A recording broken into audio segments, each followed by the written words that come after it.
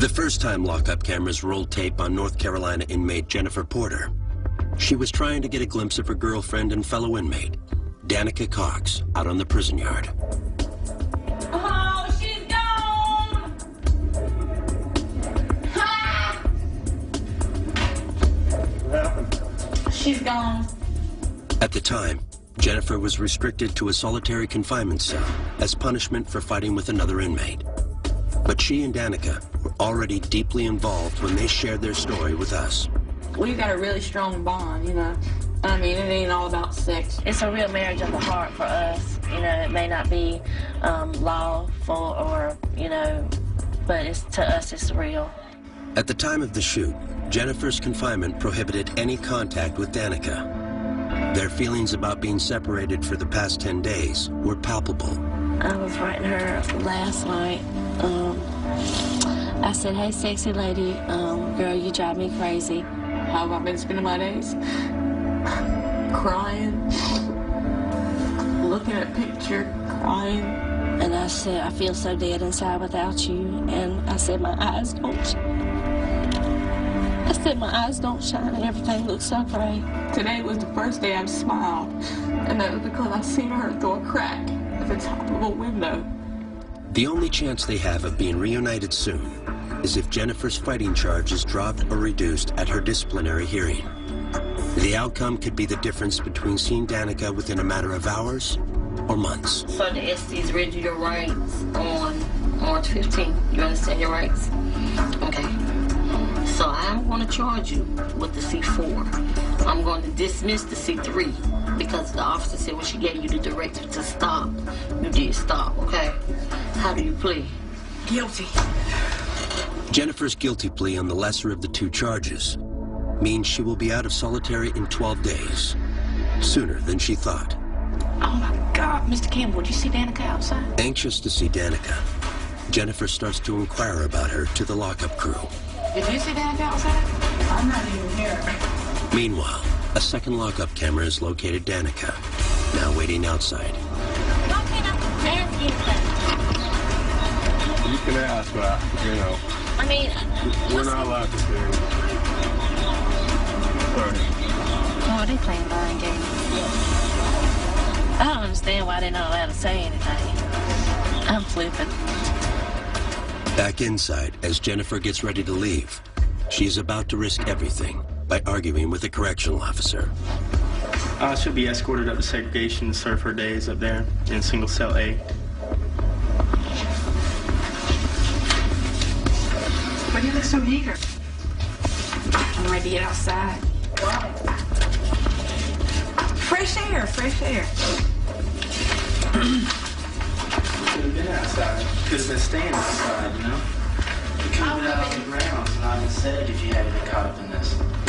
Oh my jeez. Didn't we just go through this? Why I did that? Okay, so why keep...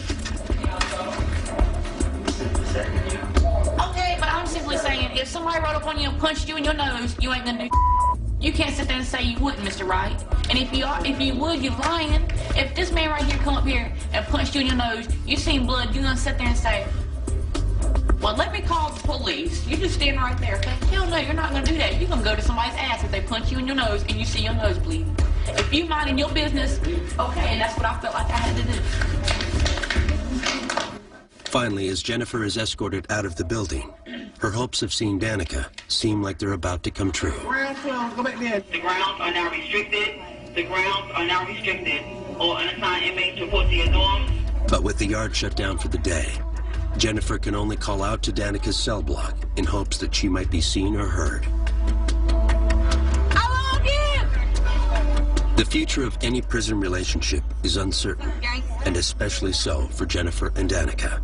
Jennifer, serving time for drug offenses, was due to be released within a matter of months. Danica, in for robbery, was still facing 3 to 5 more years. We plan to be together for the rest of our life. Those are our plans. I'm gonna stick by her, no doubt.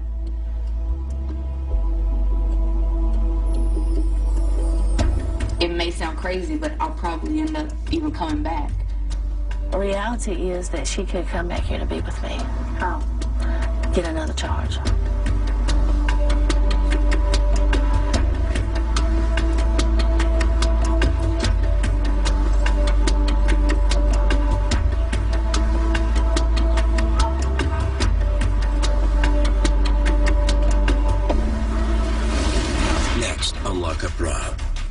of people here can't deal with rejection, especially coming from a transsexual. A place in the code for gays and gay predators.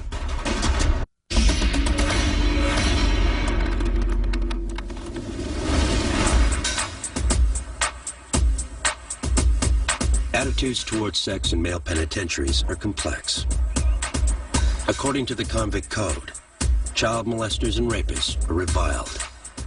But homosexuals can live freely in prison as long as they adhere to other parts of the code. Mind your own business and never show weakness. Well, the boys seem to have no problem with it. They love us. I mean, we're like gold in here. We really are. I mean, there's very few of us. Oh, please, maybe not for you. But anyway, I mean, they treat us just like they treat anybody else, you know what I mean? As long as we give them their respect and don't cross those boundaries, we'll get treated just like anybody else.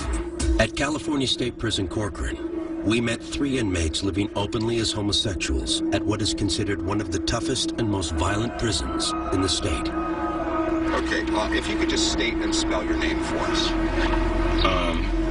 Regina Maiden, well, actually Reginald Maiden, R-E-G-I-N-A-L-D, M-A-I-D-E-N. In this raw interview footage, the 3 men discussed the possibility of attack and how they would respond. It's not being attacked, it's just being like, in a proper word, is stalked.